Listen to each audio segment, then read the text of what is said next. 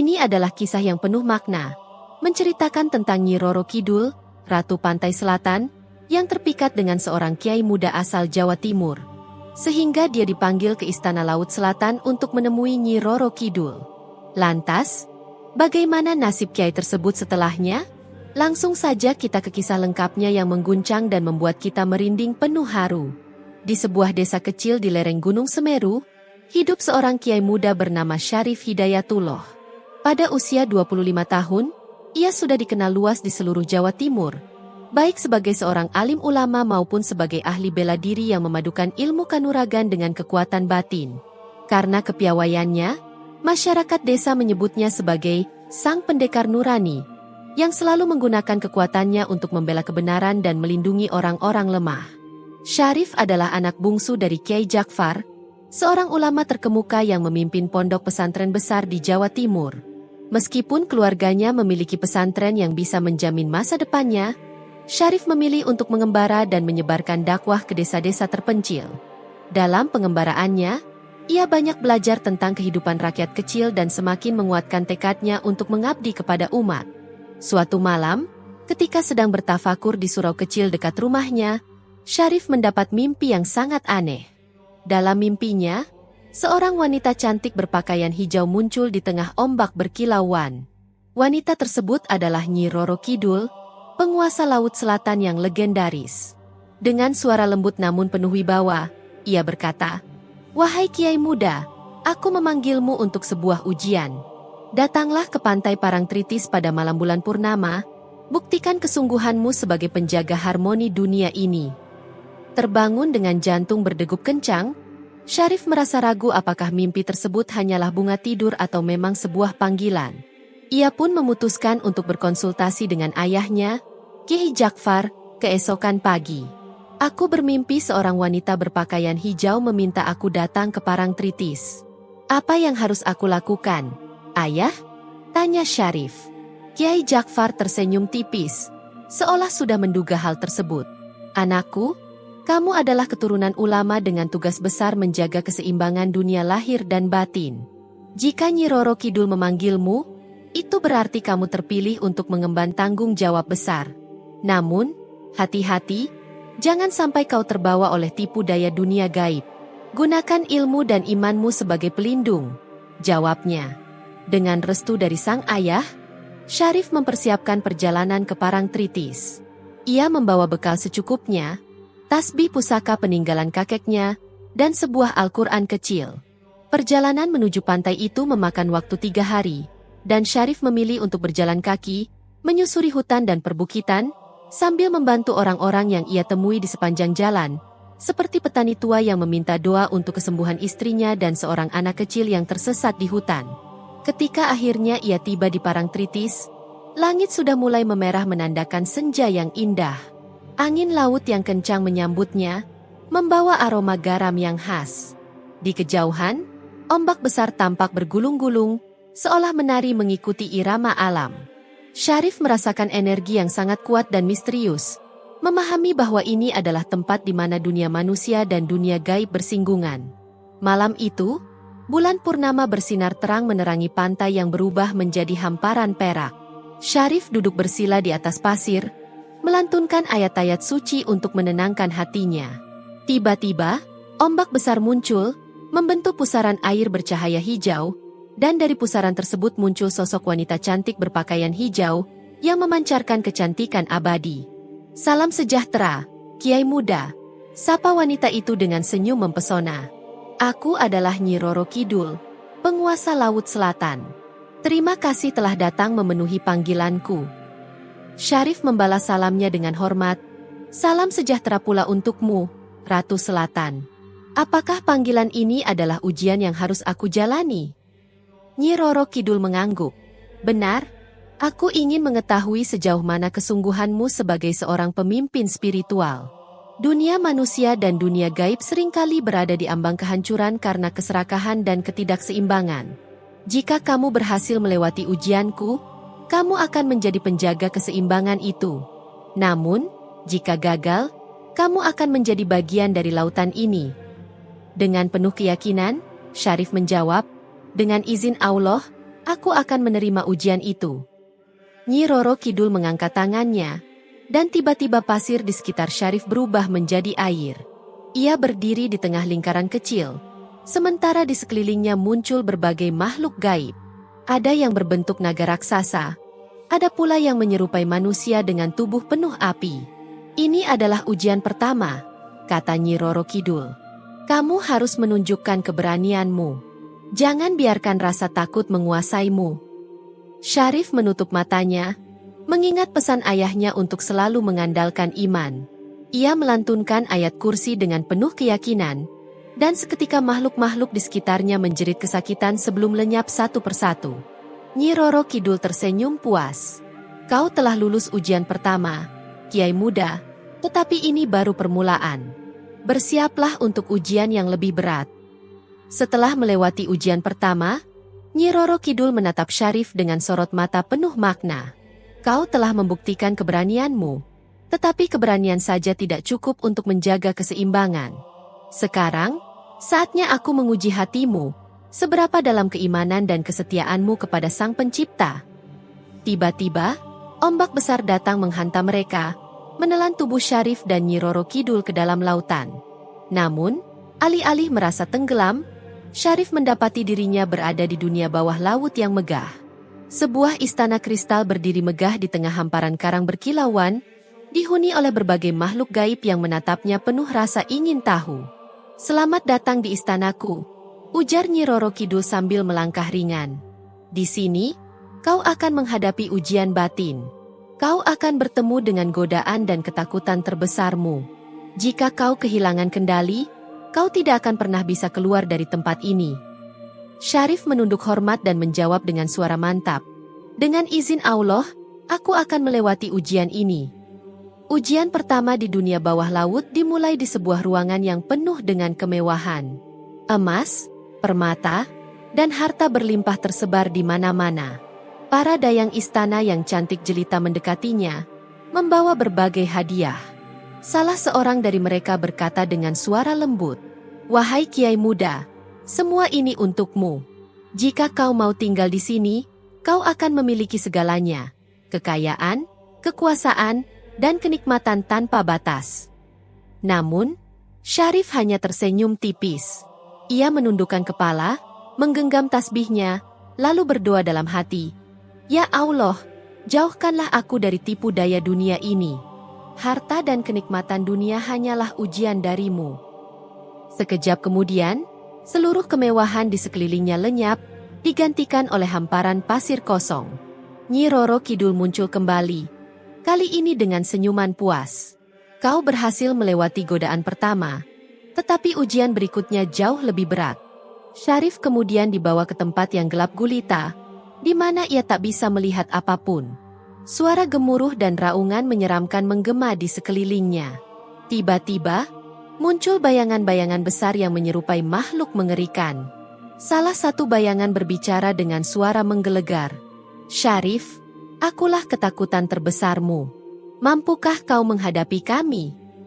Salah satu bayangan mulai mendekat, memperlihatkan sosok ular raksasa dengan mata menyala-nyala. Syarif merasakan jantungnya berdebar kencang, tetapi ia segera mengingat pesan ayahnya, bahwa iman adalah tameng menghadapi ketakutan. Ia mulai melantunkan doa, suaranya semakin lantang seiring dengan langkah ular itu yang semakin mendekat. "Allah bersama orang-orang yang beriman," gumamnya penuh keyakinan. Cahaya terang tiba-tiba memancar dari tubuhnya, membuat bayangan ular itu berteriak kesakitan sebelum lenyap. Kegelapan pun berganti menjadi cahaya keemasan. Nyi Roro Kidul muncul lagi, kali ini dengan sorot mata penuh penghormatan. "Kau telah membuktikan keberanian dan kesetiaanmu. Namun, ujian terakhir adalah yang paling sulit, karena menyangkut hatimu." Nyi Roro Kidul membawa Syarif ke sebuah taman bawah laut yang luar biasa indah. Di sana, ia memperlihatkan berbagai kejadian dari masa lalu Syarif melalui cermin air. Salah satu adegan yang muncul adalah saat Syarif meninggalkan seorang gadis yang pernah mencintainya di desanya. Gadis itu menangis karena Syarif lebih memilih jalan dakwah daripada menikahinya. "Apakah kau tidak pernah menyesal meninggalkan cinta manusia demi tugasmu sebagai seorang kiai?" tanya Nyi Roro Kidul, Nadanya lembut tetapi penuh tantangan. Syarif menarik napas panjang. Cinta adalah karunia Allah. Tetapi cinta sejati adalah yang membimbing kita menuju ridhanya. Aku tidak menyesal memilih jalan ini, meskipun aku tahu itu menyakitkan bagi orang lain.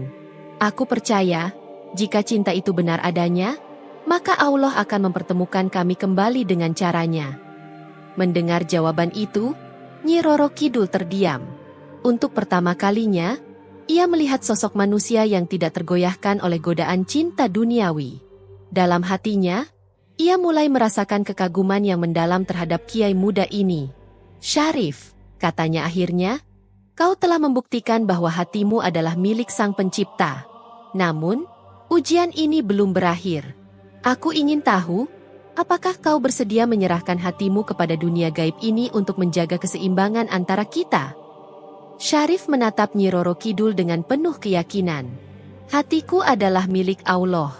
Jika tugasku di dunia ini adalah menjaga keseimbangan, aku akan melakukannya. Tetapi aku tidak akan pernah melupakan jati diriku sebagai hambanya." Nyi Roro Kidul tersenyum tipis, tetapi ada kilauan lembut di matanya yang sulit diartikan. "Ujian terakhir ini akan membawamu pada jawaban yang sebenarnya. Bersiaplah untuk menghadapi dirimu sendiri." Setelah melewati berbagai ujian yang menguras tenaga dan iman, kini Syarif menghadapi tantangan terakhir, menghadapi bayangannya sendiri. Nyi Roro Kidul membawanya ke sebuah ruang kosong tanpa batas. Di tengah ruangan itu berdiri seseorang yang identik dengannya. Wajah, tubuh, bahkan pakaiannya sama persis. Namun, mata sosok itu menyiratkan sesuatu yang berbeda. Kesombongan, ambisi, dan hawa nafsu. "Syarif," kata sosok itu dengan suara yang sama seperti miliknya. "Akulah bagian dari dirimu yang selama ini kau sembunyikan. Akulah sisi gelapmu, kesombongan atas ilmumu, ambisi untuk diakui, dan keinginan untuk memiliki dunia." Syarif terkejut, tetapi ia tidak menunjukkan ketakutan. "Aku tidak pernah menyombongkan ilmuku," jawabnya tegas. "Aku hanya menggunakannya untuk membantu sesama." Bayangan itu tertawa dingin. "Benarkah?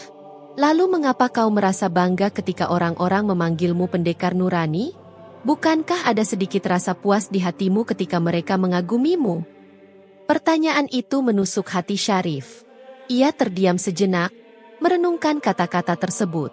Benarkah ada kesombongan kecil di dalam dirinya? Syarif teringat kembali saat-saat ketika ia merasa bangga mendengar pujian dari orang-orang, meskipun ia tak pernah menunjukkan rasa bangga itu secara terang-terangan. Dengan suara perlahan, ia berkata, "Mungkin ada sedikit rasa itu. Aku hanya manusia biasa, tak sempurna. Tapi aku berusaha selalu mengingat bahwa semua ini hanyalah titipan dari Allah. Pujian itu bukan milikku, melainkan miliknya." Bayangan di depannya berhenti tertawa. Tatapannya kini lebih serius. "Kalau begitu, buktikan jika kau benar-benar rendah hati. Lepaskan semua ilmumu, semua kekuatanmu, dan hadapi dunia ini sebagai manusia biasa." Tiba-tiba, Syarif merasakan kekuatannya, ilmu kanuragannya, kemampuan membaca hati, dan pengetahuannya yang luas, seakan-akan ditarik keluar dari tubuhnya. Ia merasa begitu lemah, tidak lebih dari seorang pria biasa tanpa kemampuan apapun. Namun, ia tidak mengeluh. Dengan tenang, ia menatap bayangannya dan berkata, "Aku tidak butuh kekuatan itu untuk menjalankan tugasku.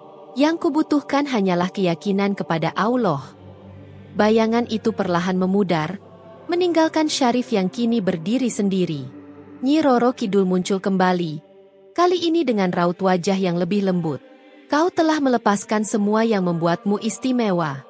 Kau telah membuktikan bahwa dirimu benar-benar rendah hati. Tapi masih ada satu ujian terakhir." Dengan gerakan tangannya, Syarif melihat seorang wanita berdiri di hadapannya.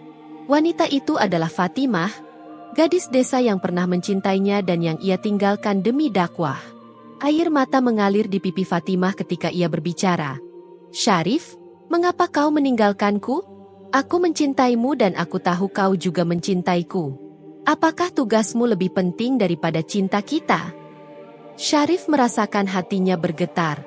Fatimah adalah satu-satunya wanita yang pernah ia cintai. Namun ia memilih meninggalkannya demi menjalankan amanah sebagai seorang ulama. Kini, ia dihadapkan pada pilihan yang sangat sulit. Tetap menjalankan misinya atau kembali pada cinta lamanya. Dengan suara lembut, ia berkata, "Fatimah, aku tidak pernah berhenti mencintaimu. Tapi cinta kita adalah bagian dari rencana Allah. Jika aku kembali kepadamu, maka aku mengkhianati tugas yang telah dipercayakan kepadaku. Aku hanya bisa berdoa agar cinta ini menjadi ladang pahala bagi kita berdua." Fatimah tersenyum tipis. Air matanya mengering. "Aku mengerti, Syarif. Cinta sejati adalah yang rela berkorban untuk kebaikan. Aku bangga padamu." Wanita itu menghilang, dan Nyi Roro Kidul kembali berbicara. "Kau telah membuktikan bahwa kau mampu mengorbankan cinta duniawi demi tugas suci. Tapi bagaimana jika cinta itu datang dari dunia gaib?" Untuk pertama kalinya, Nyi Roro Kidul menatap Syarif dengan mata yang tidak lagi memancarkan tantangan, melainkan kekaguman. "Syarif, aku telah menguji keberanian, keimanan, dan hatimu.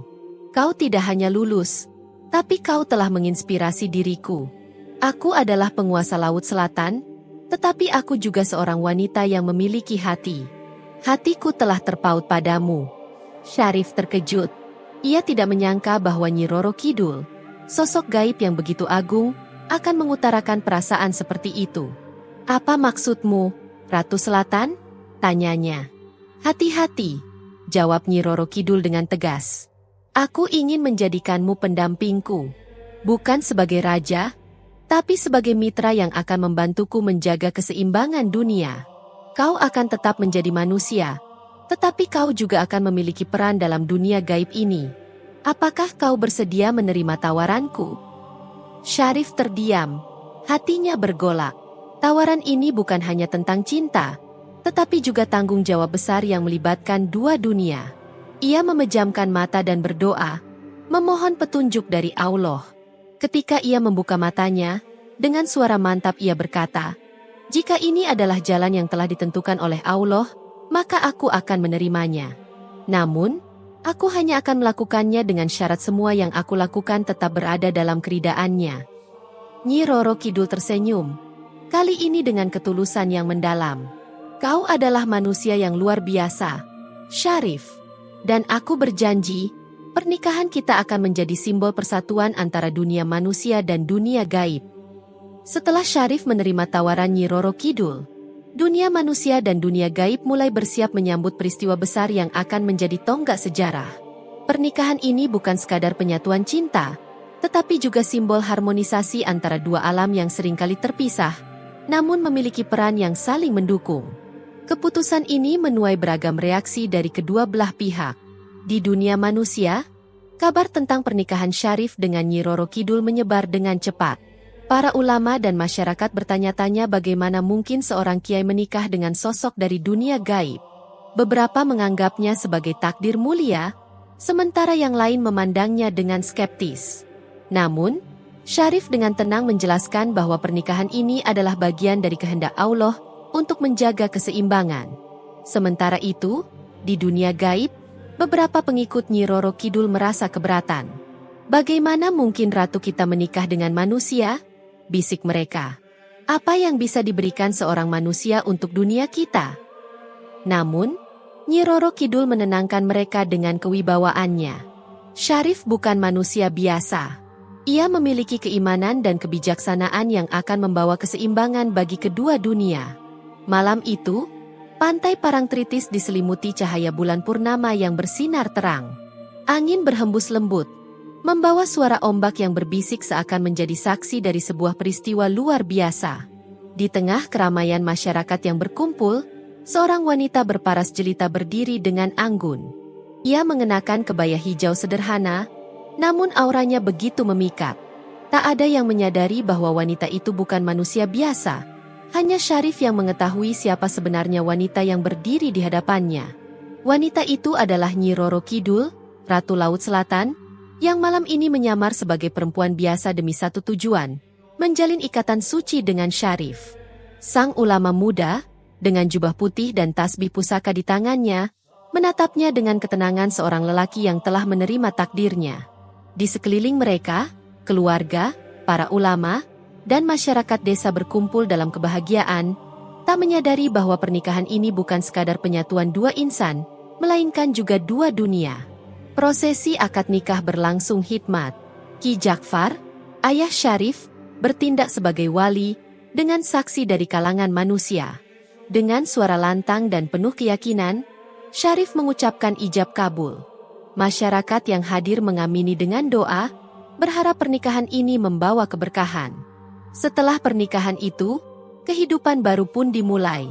Syarif tetap menjalankan tugasnya sebagai seorang ulama, berdakwah ke desa-desa, mengajarkan kebijaksanaan dan nilai-nilai Islam. Sementara itu, istrinya, yang dikenal masyarakat sebagai Siti Ayu, hidup seperti perempuan biasa, membantu masyarakat dan menjalani peran sebagai istri yang setia. Namun, di balik kesehariannya yang sederhana, Syarif tahu bahwa Siti Ayu bukan wanita biasa. Setiap malam bulan purnama, mereka berdiskusi secara rahasia tentang hal-hal yang tidak diketahui manusia lain. Nyi Roro Kidul, dalam wujud Siti Ayu, menceritakan kejadian-kejadian yang terjadi di dunia gaib, konflik antara makhluk halus, bencana alam yang akan datang, dan keseimbangan antara dunia manusia dan dunia gaib. Syarif mendengarkan dengan saksama, memberikan pandangannya sebagai seorang ulama, dan bersama-sama mereka mencari solusi demi menjaga harmoni di antara kedua dunia. Namun, kedamaian mereka tak berlangsung selamanya. Suatu hari, seorang dukun hitam dari Jawa Tengah mulai mencurigai keberadaan Siti Ayu. Dengan ilmu hitamnya, ia mencoba mengungkap jati diri istri Syarif dan menguasai kekuatan yang ada padanya. Dukun itu menyebarkan fitnah bahwa Siti Ayu bukan manusia biasa dan harus disingkirkan. Masyarakat mulai terpengaruh oleh hasutan sang dukun. Mereka mulai meragukan Siti Ayu. Bahkan beberapa orang diam-diam ingin mengusirnya. Namun, Syarif tetap teguh melindungi istrinya. "Apa kalian lebih percaya pada fitnah daripada kebenaran?" katanya suatu hari di hadapan orang-orang yang datang dengan kecurigaan. "Siti Ayu adalah wanita yang telah mendampingi kita, membantu kita, dan tak pernah berbuat jahat. Apakah kebaikannya tidak cukup menjadi bukti siapa dirinya?" Namun, dukun hitam itu tidak tinggal diam. Ia mengerahkan seluruh ilmunya untuk membuktikan bahwa Siti Ayu adalah sosok yang bukan berasal dari dunia ini. Dengan mantra dan sihirnya, ia mencoba membongkar penyamarannya. Di saat genting itu, Siti Ayu memejamkan mata. "Aku tidak ingin melawan, karena aku telah memilih hidup sebagai manusia biasa," katanya dengan suara lembut. Namun, Syarif tidak tinggal diam. Ia melantunkan doa dan ayat-ayat suci, melawan kekuatan gelap yang ingin merusak kedamaian mereka. Dengan izin Allah, dukun hitam itu akhirnya kalah. Namun, setelah kejadian itu, Syarif dan Nyi Roro Kidul tahu bahwa rahasia mereka tak akan bisa disembunyikan selamanya. Suatu malam, di bawah cahaya bulan purnama, Siti Ayu menatap suaminya dengan mata berkaca-kaca. "Aku ingin terus bersamamu, menjalani hidup sebagai manusia, tetapi aku tahu waktuku terbatas. Dunia kita terlalu berbeda, dan keberadaanku di sini akan selalu menjadi tanda tanya bagi mereka." Syarif menggenggam tangannya dengan lembut.